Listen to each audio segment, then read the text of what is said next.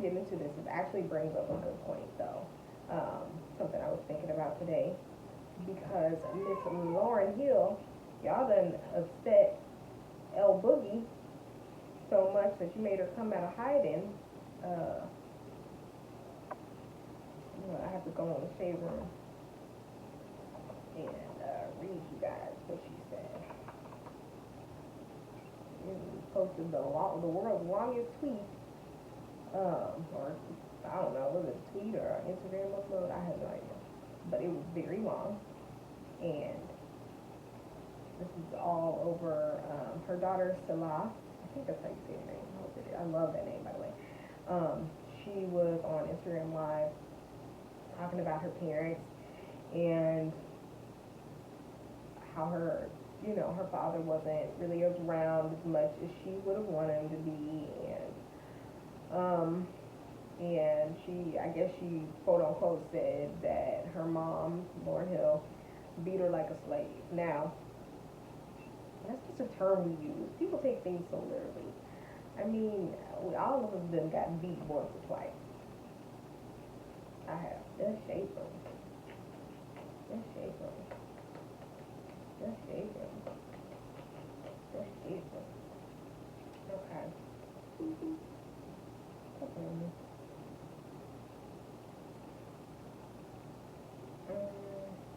Oh, there she is. Shout out to the shade room. Okay. Black people what? Selah has every right to express herself. I encourage it. But she also got the discipline that black children get because we are held to a different standard. Discipline was seen through the lens of a child who also had no place to reconcile me as a mom and me as a larger-than-life public figure. It took me a while to realize that my children and probably everyone who knew me saw me in this duality. To me, I am just me. If I am guilty of anything, it is disciplining in anger, not in disciplining. The toxic venom I ingested for standing on principle and confronting systematic racism far before it was a thing to say or do, everything you now celebrate everyone for. The people who called me crazy and have yet to apologize and say, oh yeah, we were wrong, of course, that seeped into my home. It was intended to. An entire operation trying to break an artist with a voice and knowledge of herself way ahead of her time was in motion. I was affected. My family was affected. My children were affected.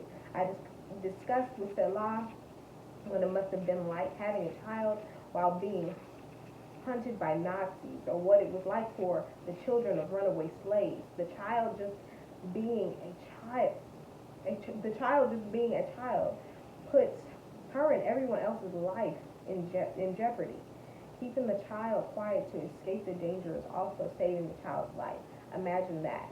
When I realized that the pressure on me was so incredibly hypocritical and unfair, criminal even, that even my children weren't allowed to be children, I stepped away. I wasn't removed. I stepped away, weaning myself and my family from the addictions that systems of control attempt to use through fame and celebrity is no joke. It is painful, and people were not above using my children to keep exploiting me.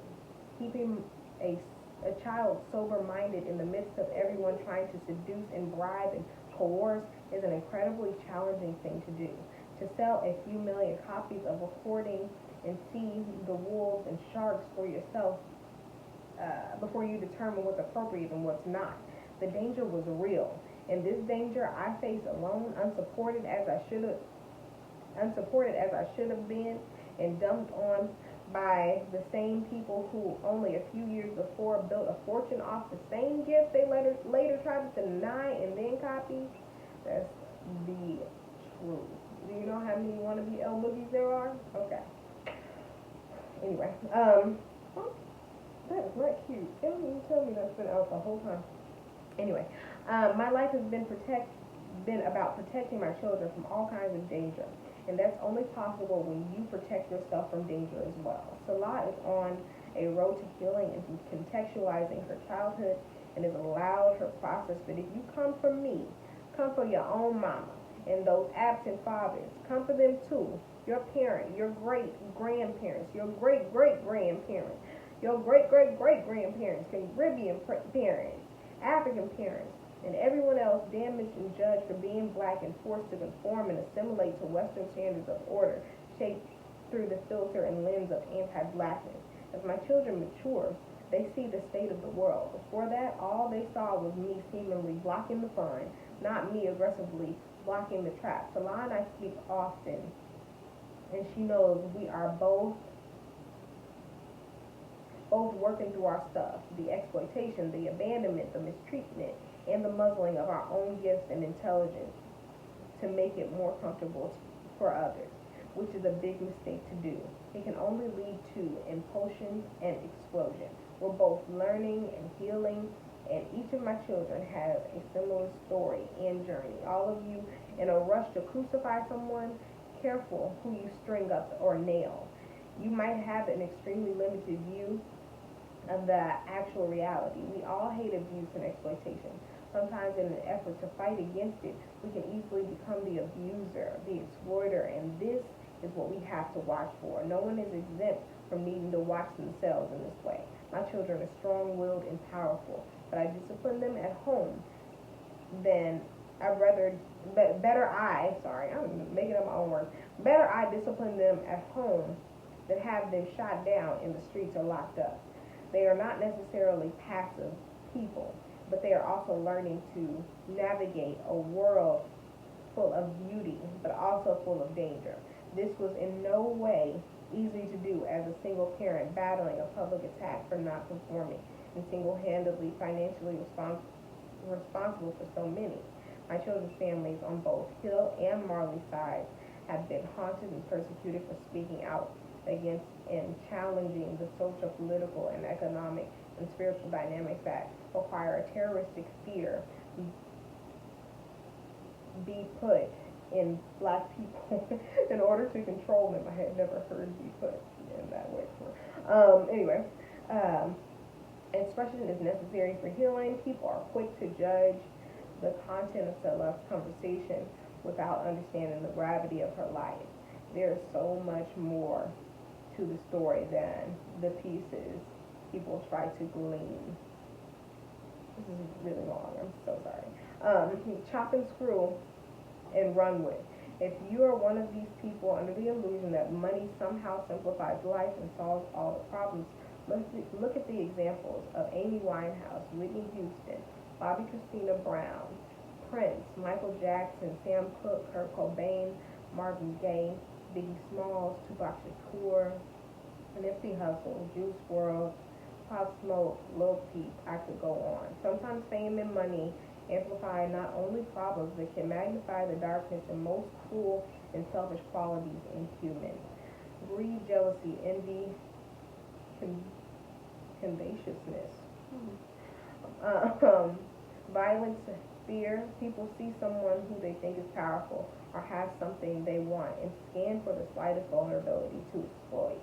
Sometimes being successful at something is like walking around with a bullseye on your back and your children's back. Raising children and attempting to preserve their youth while also preparing them for such complicated circumstances is nothing short of walking a tightrope.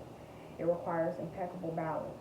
Now, why would anyone benefiting from exploiting instability want to see me master that balance? They wouldn't.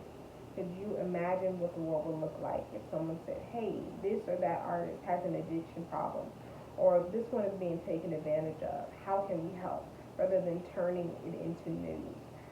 I wonder who'd still be here today. Wow. So I think she brings up a really, really good point. I think of these, especially these brown, black babies, like even with the Jada and August and Will situation, I'm concerned about Willow and Jaden and Trey and how this is affecting them. Like, I feel like these families, whether it be, Lauryn Hill's family or the Smiths, it's like you can tell that they work super hard to not have their children be exposed to the type of pain that they may have been exposed to. And I mean, these black royalty period. You know, this that girl is a Lauryn Hill baby and a Marley child. She is regal, like as regal already as a black baby, and super regal as a child of like legend. So I mean, everything that she said, people are waiting for her to say something about her parents, you know. And I feel like this is a situation where media, you know, takes advantage and they hop on super fast and they don't really care about context. But because we don't get anything from Lauryn or her father on a consistent basis, then they'll just take what they can get. And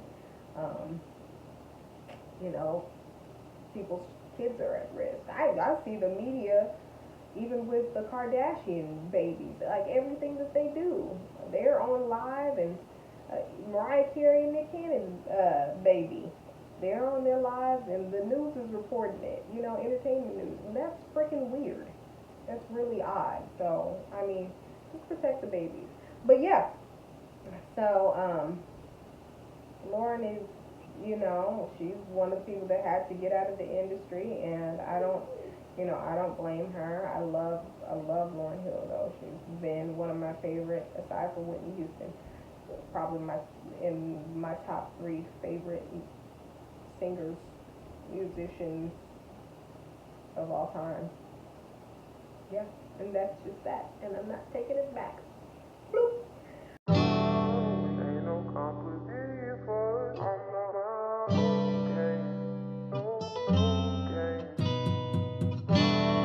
Ain't no competition for